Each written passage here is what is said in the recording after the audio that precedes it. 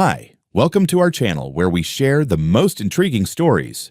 When Ray Montgomery came home after a brutal 12-hour shift, he expected a beer, not a barricade. What he found instead was a fake utility debt, a rogue HOA, and a war he never asked for. But if they thought he'd back down quietly, they were dead wrong. This is how a working man fought back. I just wrapped up a 12-hour HVAC install in the middle of damn July. Roof work, duct work, and not a single decent breeze all day. I was running on gas station coffee and spite by the time I pulled onto Mill Creek Road. All I wanted was a hot shower, a cold beer, and my recliner. Instead, I got a damn barricade. At first, I thought maybe the county was doing a road work again. Wouldn't be the first time they ripped up asphalt for no reason. But as I rolled closer, I noticed the orange cones weren't county issued. These had the Lake Crest Reserve HOA logo slapped right on them, shiny and proud like someone thought they were the Department of Homeland Security. A pair of meatheads in neon vests stood in front of a makeshift metal gate like they were guarding a nuclear facility. One was chewing gum like it owed him money. The other had mirrored sunglasses and a clipboard. The third guy, skinnier, twitchy, leaned against an orange plastic barricade, scrolling on his phone like he was waiting for someone to film a TikTok confrontation. I slowed to a crawl and rolled my window down. "You lost or something?" I asked, trying to keep it light. The clipboard guy stepped forward like I was some kind of intruder. "Sir, this road is temporarily restricted. Lake Crest Reserve Homeowners Association has enacted a utility enforcement perimeter." "Utility, what now?" He cleared his throat like he'd rehearsed this in a mirror. "You're on the list. Raymond Montgomery, correct? You've got an outstanding balance of $10,432.17 for unauthorized use of Lake Crest Reserve electrical infrastructure." I actually laughed. I couldn't help it. "You're shitting me." He didn't blink. "Until the balance is cleared, this entrance is closed to all residents on the list." Now, here's the thing. My house is not part of Lake Crest. Never was. My dad built it in the 90s when this area was nothing but woods, gravel roads, and coyotes. I paid Duke Energy directly. I've got the bills to prove it. But this prick with the clipboard, he looked like he'd just declared martial law on my driveway. "Buddy, you're 2 driveways away from a lawsuit. This is county road. You can't block this." He gave me a smug little shrug. "The map says otherwise. According to our revised boundary utility plan, your residence shares infrastructure with Lake Crest Reserve. You're accessing power lines we maintain. So, payments due." I felt heat crawling up my neck. "I don't owe you jack shit. Get out of the way." At that, Gum Chewer stepped forward. "Sir, if you attempt to cross the barrier, we will have to escalate." "Escalate," I barked. "You got a damn missile silo back there?" The guy in sunglasses put his hand on the side mirror like that meant something. "We'll have to call authorities." I slapped his hand away. That's when the twitchy guy, phone still in hand, muttered, "This dude's aggressive. Should we?"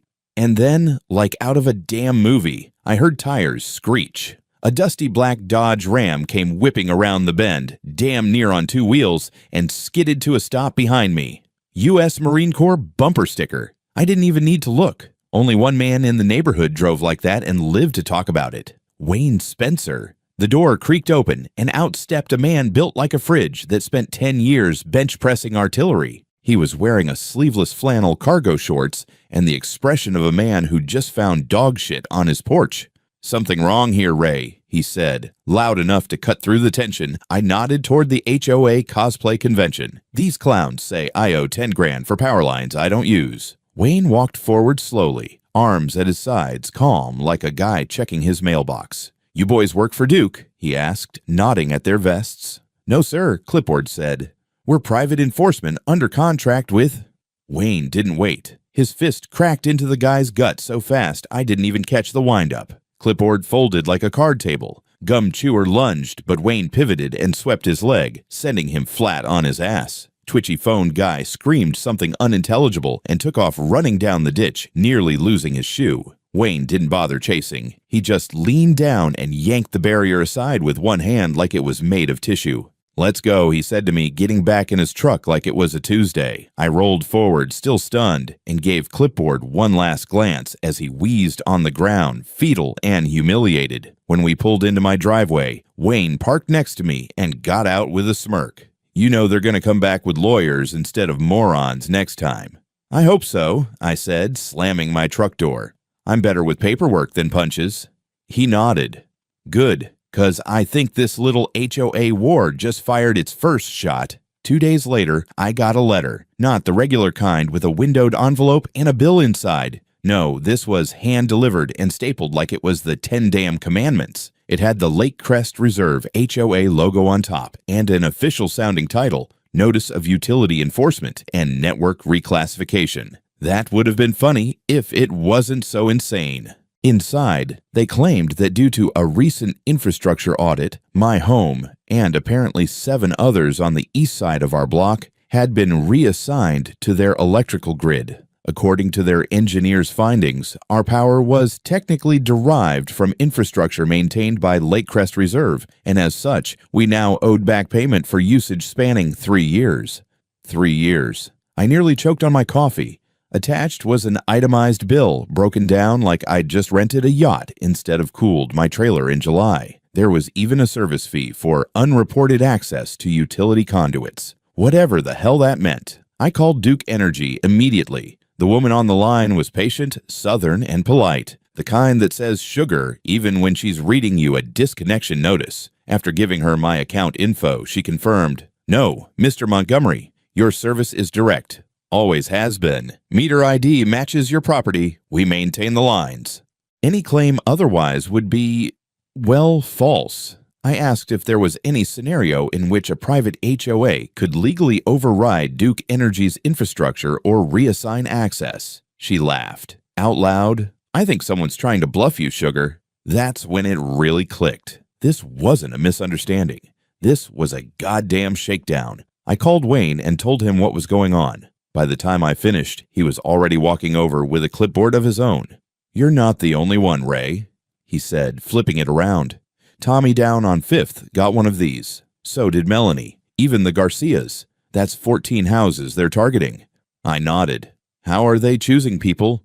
He tapped the edge of the paper. "Geography. All of us back up to Lake Crest's eastern fence. They're trying to expand."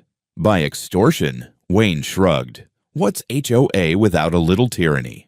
I decided it was time to talk to the neighbors. Wayne and I spent the next day walking door to door, listening to stories that were more absurd by the minute. Tommy, a 70-year-old diabetic, had already paid part of his bill after they threatened to shut off power to his oxygen machine. He showed us the receipt. It was from some LLC registered under a different name, Blue Birch Utility Compliance. Guess who's the listed owner? Richard Milton, husband of Karen Milton, president of the Lake Crest HOA. It got worse. The Garcias had cameras, good ones. 2 days prior, someone in a white truck had parked outside their gate, climbed the utility pole at the corner, and spent 15 minutes inspecting it. No markings, no city permit on the truck, just a reflective vest and a ladder. I took one look and recognized the guy. He was one of the dudes from the barricade. Clipboard boy. I felt something burning in my chest that had nothing to do with heat or anger. It was principle. They weren't just harassing us. They were tricking the elderly, faking audits, impersonating utility workers, and trying to legally absorb our homes into their profit machine, one made-up audit at a time. Wayne cracked his knuckles. "You know what they say, Ray. Once is arrogance. Twice is policy." We didn't call the police. Not yet. We wanted more. We went back to my place, pulled out a crate of old paperwork my dad had kept since the 90s. There it was. Black and white documentation of our neighborhood's transition to direct state-regulated utilities, with signed agreements, county inspections, and final notices to Lake Crest HOA terminating shared access. It was dusty but solid. They had no claim. None. We weren't on their grid. We weren't in their association. We weren't under their control. And yet here we were, one fake bill away from having seniors hand over pensions and creeps crawling our poles in the dead of night. I looked at Wayne and said, "You know what this means?" He nodded. "He means it's time to go to war." 3 nights after that mess, I woke up at 2:45 in the morning to the sound of my motion sensor chime going off. I figured it was a raccoon, or maybe Wayne drunk checking my porch beer fridge again. But when I checked the camera feed, my stomach dropped. There were 2 men by my electrical box. One was crouched, flashlight in mouth, unscrewing the panel. The other stood lookout near the side gate, checking over his shoulder like he expected trouble. Idiots were dressed like utility workers, orange vests, tool belts, even helmets. But their truck parked a few yards down had no logos, no plates, and definitely no permit tag on the windshield. I grabbed my phone and called 911, Rowan County Dispatch. This is Ray Montgomery at 78 Mill Creek. I've got 2 unauthorized individuals tampering with my electrical service, possibly trespassing, possibly sabotage. Send someone now. Units are en route. Stay inside. Do not engage. That last part was good advice. But I already had my boots on. I didn't go out screaming, I'm not a moron, but I made damn sure they saw the red dot of my floodlight camera tracking their every move. One of them noticed, muttered something, and bolted toward the truck. The other tried to finish whatever he was doing, but I flipped on the backyard lights and stepped outside, shotgun in hand, not aimed, just carried. He froze. That's enough, son, I said. He raised his hand slowly. I could see he was young, maybe 23. 24. Nervous as hell. And in over his head. The sound of sirens approached fast, and seconds later, 2 deputies rolled up. Guns weren't drawn, thankfully, but they took control fast. The kid was cuffed, read his rights, and put in the back seat. The other one? Gone. Sped off in the truck before they could catch him. But, lucky me, the whole thing was on camera. Full high-def footage. Face clear, time-stamped, and stored on the cloud. Deputy Taylor, who'd been to my place once before when a neighbor's goat head-butted my HVAC unit, looked like he didn't know whether to be amused or pissed off. You know this guy? He asked, motioning to the kid in the cruiser. Recognize him from a week ago, I said. He was part of that joke security crew Lakecrest sent to block the road. Taylor frowned. They were impersonating utility workers. Sure looks like it. He whistled. That's a felony. You don't say. They asked if I wanted to press charges. I said hell yes. I also asked what would happen to the kid. Taylor said probably released pending investigation unless they tied him directly to property damage. He was right. The kid was out the next day, and guess what? The charges were under review. The next morning, I got another envelope taped to my mailbox. Same HOA letterhead, same smug formatting. Subject: failure to secure electrical access point. Apparently, by allowing unauthorized access to my own damn meter box, I had jeopardized grid stability and violated the shared standards of energy safety compliance. They even included a photo of the panel, which they must have taken, and circled the lock as being non-standard. That's when Wayne called. He was already mad. They hit the Garcias too, he said. 2 nights ago. Cut their security feed, tried to patch in some kind of monitor box. Bastards are planting equipment. It was full-blown war now, so we fought smart. Wayne and I installed a second panel, fake, empty, with a spare lock and a GPS tracker hidden inside. We rigged the wiring to spark if someone tried to tap into it, non-lethal, just enough to make them rethink their career choices. And then we waited. Sure enough, 3 nights later, GPS pinged. Our little decoy box had gone mobile. We traced it via a burner phone app all the way to a garage in Lakecrest Reserve, to an address registered under Richard Milton. I don't know if you've ever had the kind of rage that makes your hands cold instead of hot, but I had it then. It wasn't just Karen's HOA sending out bills anymore. It was her damn husband running a fake utility racket under an LLC, using hired punks to intimidate old folks, break into electrical panels, and tap private grids. The name of their little scam, Blue Birch Utility Compliance, sounded official enough to fool a retiree or anyone not willing to push back. But now we had video of the tampering, GPS data leading to their garage, testimony from neighbors, my Duke Energy records, and a camera still catching one of their goons mid-sabotage. We didn't have everything, not yet, but we had enough to make someone sweat. Wayne grinned when we compiled it all.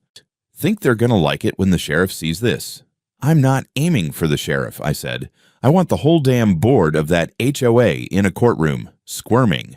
Exactly 1 week after the midnight sabotage attempt, I opened my mailbox to find a bright red envelope stamped urgent. Legal notice. Just what every working man wants after a long shift. Unsolicited litigation with a cherry on top. Inside was a formal court summons. Plaintiff: Lakecrest Reserve Homeowners Association. Defendants: Raymond Montgomery, Wayne Spencer. Allegations: aggression against designated HOA representatives, property damage to HOA infrastructure, refusal to pay outstanding shared utility obligations, endangering community utility balance, harassment, and intimidation. I didn't know whether to laugh or flip my kitchen table. Wayne came over 10 minutes later, carrying his own copy. They want me barred from contact with any HOA personnel within 100 feet, he said, waving it like a napkin. I don't even live in their jurisdiction.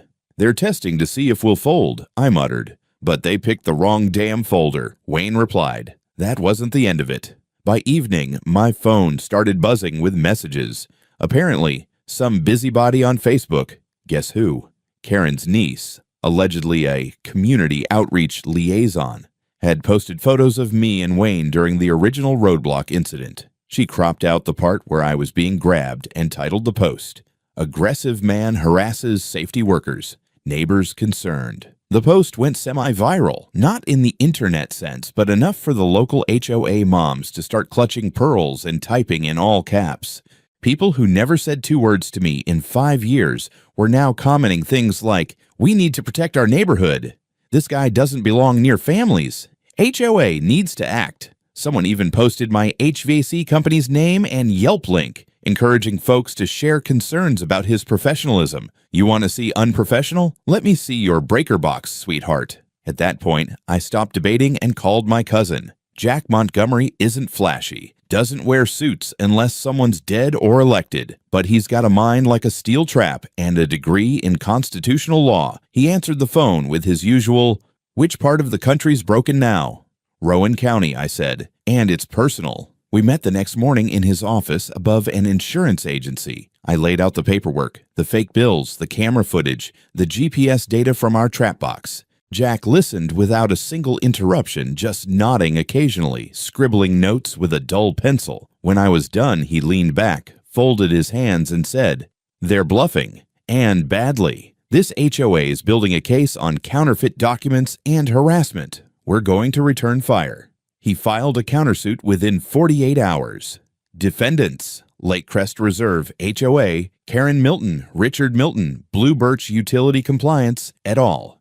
Claims: attempted extortion, criminal trespass, unauthorized utility interference, fraudulent billing and impersonation of service workers, emotional distress and reputational damage, retaliatory legal action. We backed it with my contract with Duke Energy, clean and active. Technical inspection reports showing no shared lines, footage from the Garcia's security system, GPS trace from the stolen decoy meter, sworn statements from over a dozen residents, including Tommy, the guy who'd been extorted under threat to his oxygen supply. Then came the wild card, a man named Daryl Hayes. He used to work with Lake Crest as a compliance technician, mostly inspecting fences and mailbox heights, until he was fired 8 months ago. Apparently, Karen didn't like that he pushed back on questionable billing expansions. Jack reached out to him and, to everyone's surprise, Daryl agreed to testify. He brought emails, internal notes, even meeting minutes from a closed-door HOA session where they discussed quietly integrating adjacent properties via retroactive billing justification.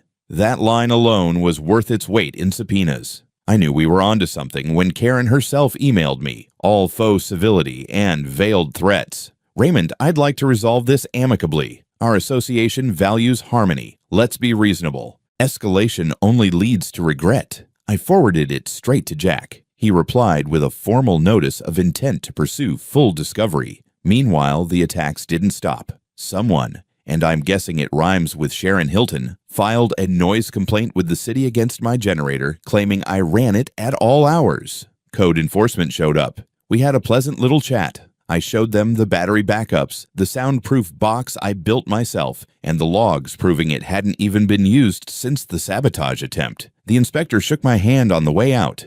"You're cleaner than a chapel pew." But the visit gave me an idea. I sent in a formal request to the City Council, Public Records Act, asking for any pending zoning changes involving Lake Crest Reserve. 3 days later, I got a bombshell in my inbox. Karen had filed a proposal to redraw the zoning lines. The goal was to legally annex my neighborhood into Lake Crest jurisdiction under shared utility corridors and community infrastructure alignment. So it was never just about me. It was a land grab.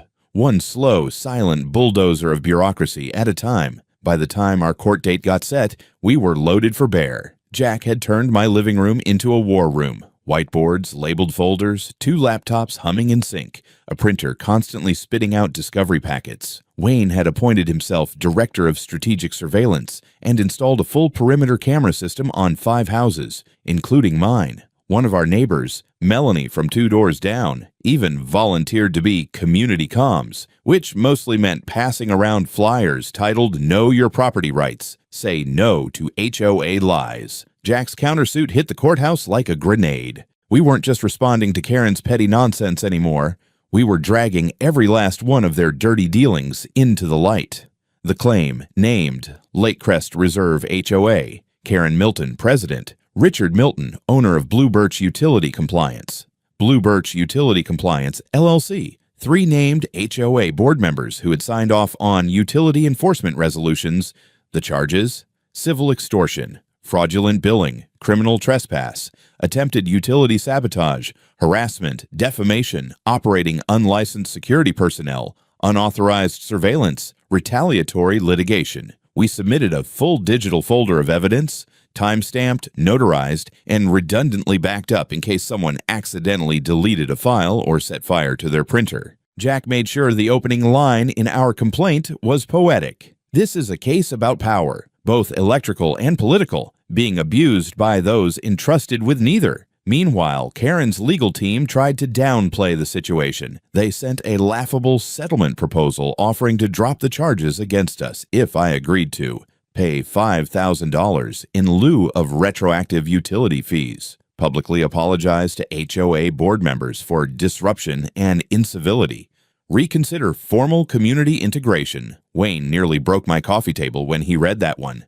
We should mail them a bag of mulch and label it retainer fee, he growled. Instead, we did one better. We leaked the proposal to the press. Well, Deborah Lentz, the only journalist in Rowan County who still wore shoulder pads and believed in public interest stories. She ran a piece in the local paper titled HOA versus The Working Man, Inside Lakecrest's Shady Power Play, complete with interviews from Tommy, the Garcias, Melanie, and even Daryl, the ex-HOA compliance guy. The day the story hit, Karen's public Facebook page disappeared. So did Blue Birch's business listing. But we weren't done. Wayne and I followed up on a tip from Daryl. He claimed that the HOA board had previously discussed creating a shadow enforcement unit, essentially a private team of compliance officers who would enforce HOA rules outside of HOA territory using ambiguous jurisdiction language. Guess what we found when we started digging through the LLC records of Blue Birch? 6 invoices filed as service patrol labor contracts, each signed by Richard Milton and labeled any external grid enforcement. Phase 1. Phase fucking 1. These guys weren't just making this up on the fly.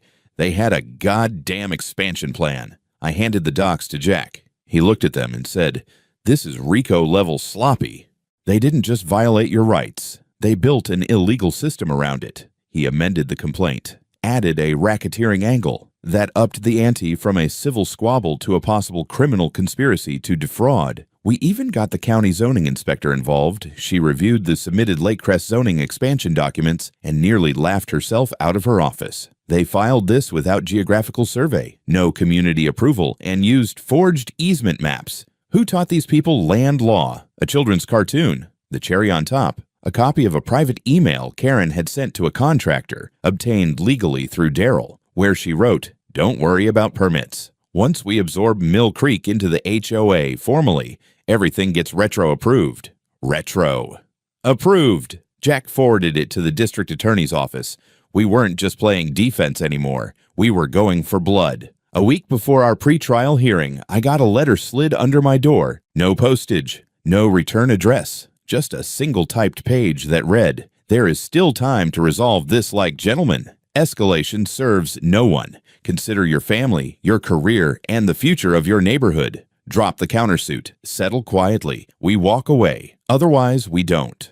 A concerned party, I held it up to the window. No watermark, standard printer paper, no fingerprints, at least none visible to a working man with calluses, and no CSI kit. But I knew the scent of desperation when it came sliding into my house like a rat. I scanned it, sent it to Jack, and threw the original in a sealed Ziploc. Want to guess how many laws they broke just by delivering that? He asked over the phone. At least 2, I replied, but let's make it 5.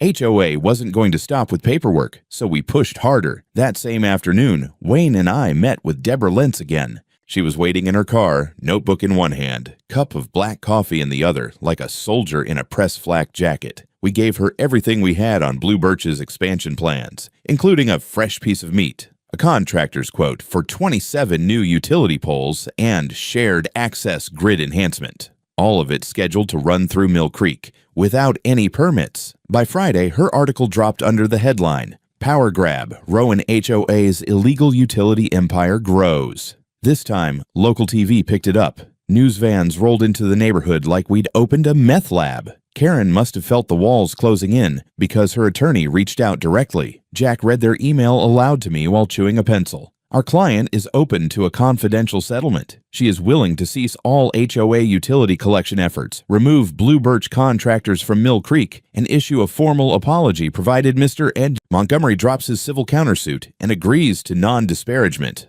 I let that hang for a minute. Non-disparagement? I asked. They want to gag you, Jack said. Shut you up and walk away clean. Hard pass. He grinned. Thought you'd say that. Meanwhile, Karen wasn't done trying to mess with my life outside court. That weekend, I woke up to find 2 code enforcement trucks parked outside. The driver was friendly enough, but he handed me an official citation. Noise violation, again referencing my generator, except this time they included a formal complaint from neighboring community leaders and a witness affidavit claiming I'd been running industrial-grade HVAC equipment overnight. You ever seen a man blink so slowly you wonder if he's rebooting? That was me reading that citation. Wayne came out with his coffee and camera running. We showed the inspectors the generator, locked, boxed, unused. Wayne pulled up noise logs from the monitoring app he installed last month. Not a decibel over legal levels. The inspector sighed, pulled off his sunglasses, and said, "I'm just here to do my job, sir. But off the record, someone's playing games." We added the complaint to our file, but something bigger was brewing. Remember that zoning proposal Karen tried to sneak through? Thanks to the public records request I filed earlier, Jack now had a full copy of her annexation proposal. She wasn't just trying to rope us into HOA fees. She'd already submitted a request to the Rowan County Council to redraw the HOA boundary to include Mill Creek and the surrounding lots based on historical infrastructure usage. The key word was historical. She claimed that since older electrical routes once ran through Lake Crest lands in the 1990s, long before we rerouted and went direct with Duke Energy, we were still culturally integrated into Lake Crest Reserve's infrastructure ecosystem. Culturally integrated. I nearly fell out of my chair reading that one. Jack shook his head, chuckling with that dangerous lawyer look in his eye. She's weaponizing semantics, trying to create a retroactive paper trail to force annexation. And it might have worked, too, if we didn't get another lucky break. Turns out the zoning council chairwoman, Clara Dorsey, grew up on Mill Creek. Her parents had owned one of the now demoed homes where the new Eastern Line was supposed to pass. When she saw our file, especially the forged utility maps and Blue Birch contracts, she asked for a formal ethics review of the annexation proposal. Suddenly, Karen's entire plan was in limbo. Still, we weren't celebrating yet. Wayne put it best while we sipped iced tea on my porch. Rats fight hardest when they know the flood's coming. And the water was rising. The courtroom was colder than I expected. Not emotionally. Literally. It felt like the AC was stuck on walk-in freezer. Jack said it was a common tactic. Keep people uncomfortable. Makes them sloppy. I was wearing my only decent blazer, one size too small, and Wayne looked like he was about to punch the thermostat out of the wall. Karen Milton walked in like she was hosting a country club fundraiser. Bright white pantsuit, oversized sunglasses inside, and a smug expression you could see from space. Her husband Richard followed behind, paler than the drywall and sweating through his collar before he even sat down. Judge Marlowe entered, 70s, veteran, known for not suffering fools or paperwork sloppiness. He called both sides forward and the fun began. HOA's attorney, A stiff-suited man with an accent so artificial I could hear the dollar signs in it began with a lecture about community stability, mutual obligation, and the sanctity of infrastructure. Jack countered by dropping a 3-inch thick binder on the bench. "Exhibits A through L, Your Honor," he said. "Fraud, impersonation, attempted annexation, unlicensed contractors, and false legal claims, all perpetrated under the guise of neighborhood compliance." Marlowe raised an eyebrow. "This better not be a soap opera, counselor." "It's worse," Jack said. "It's HOA governance." First came the witnesses. Tommy was up first. Poor guy shuffled to the stand with his oxygen tank, eyes clear, but voice trembling. He told the judge how Blue Birch reps knocked on his door, claimed he owed over $8,000, and threatened power shutoff unless he paid. He handed over the receipt. "That company," he wheezed, "ain't Duke, ain't anyone official. I was scared. That's all." Then came Melanie, who played a voicemail from a compliance officer telling her she'd be legally liable for rejecting an infrastructure review visit. Wayne testified next, cool, direct, and with just enough sarcasm to keep the room awake. "They showed up with clipboards and vest cosplay," he said. "Tried to block the road, grabbed Ray, then got surprised when someone pushed back. Not sorry." Jack introduced the footage. High-def security cam video from the Garcia's house and our own, showing Blue Birch employees tampering with equipment, unscrewing panel covers, even trying to plant monitoring devices. Then came the big reveal, the GPS data. We showed the path of our decoy electric box, how it was lifted off my property and ended up in Richard Milton's garage. The room went quiet when Jack clicked to the slide showing its signal ping inside the HOA president's property. Richard's lawyer objected. Marlowe overruled. "You put a man's breaker box in your garage," the judge said. "I'd say that's relevant." But the final nail came from Darrell Hayes. He took the stand in a wrinkled suit, hands shaking at first, but as he started talking, his voice got stronger. He testified about HOA board meetings where Karen and Richard openly discussed expansion through assumed service justification, gray zone grid claims, and future annexation without vote. He even had printed emails, one of which read, "No need for permits. Once they're under our grid, they're under our rules. The paperwork can come later." Karen tried to object, muttering something about internal miscommunications. The judge shut her down with a glare that could peel paint. "Mrs. Milton," he said, "if you open your mouth again before your counsel does, I'll hold you in contempt." Her lawyer buried his face in his hands. When Jack rested our case, the silence was beautiful. No jury needed, just the judge and the sound of HOA pride being dismantled, one exhibit at a time. Then came the ruling. Judge Marlowe leaned forward, tapping his pen. "I've seen overreaching HOA cases before, but this is egregious. You claimed rights you don't possess. You impersonated utility officials. You created a shell company to extort homeowners. You falsified documents. You used intimidation and misinformation to force private citizens under your authority. Without vote, without consent, and without law." He looked straight at Karen. "This is not just a civil matter. It is potentially criminal, and I am forwarding this entire case to the district attorney." Then the gavel came down. Verdict: all claims against Montgomery and Spencer dismissed with prejudice. Lake Crest Reserve HOA to pay $115,000 in damages and attorney's fees. Blue Birch utility compliance dissolved by court order. Richard Milton and Karen Milton referred for criminal investigation. Permanent injunction issued against HOA enforcement activity outside official boundaries. As we left the courtroom, Wayne clapped me on the back. "You know what this means," he said. I nodded. They don't get to touch this street ever again." 2 months later, the for sale sign went up on the Milton house.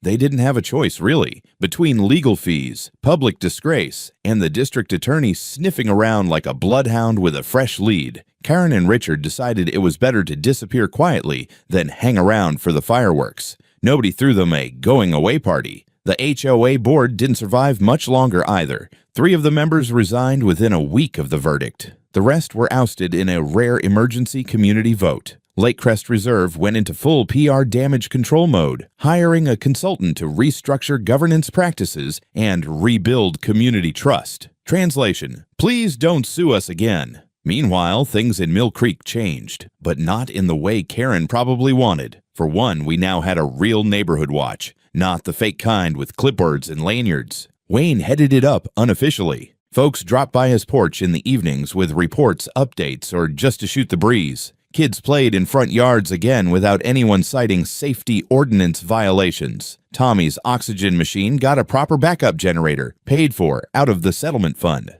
The Garcias had new security cameras installed, courtesy of a group donation. Melanie ran a bake sale and used the proceeds to print pamphlets called HOA Free and Loving It. I still have mine on the fridge. As for me, well, I got a new panel box. Real shiny one, labeled and locked with a camera pointed straight at it. Right above it is a sign that reads, "Notice, this property is independently metered, not affiliated with any HOA. Any tampering will be prosecuted." You'd be surprised how effective that is. Wayne and I still joke about printing shirts that say Blue Birch Compliance, unlicensed and unwelcome, but I think the point's already been made. One night, we were sitting on my porch sipping cold beer, watching the sun go down behind the trees. The neighborhood was quiet, peaceful, like it hadn't been in months. "You ever think they'll try again?" Wayne asked. I considered it. "Nah," I said. "We didn't just win, we embarrassed them." He chuckled. "Yeah, but you know the type. Authority junkies. They always find new HOA hills to die on. Then I hope the next guy they try has a cousin like Jack and a neighbor like you." He raised his bottle. "Here's to the little guy with a big file folder." I clinked it. To be honest, I didn't set out to be a symbol of homeowner resistance. I just wanted to come home from work, crack a beer, and not have some clipboard warrior trying to shake me down like I owed tribute to the HOA gods. But if you push a working man hard enough, tell him he doesn't own what he's earned, threaten his safety, his rights, and his home, you're going to find out exactly how sharp his tools are. And some of us have more than wrenches in our garage.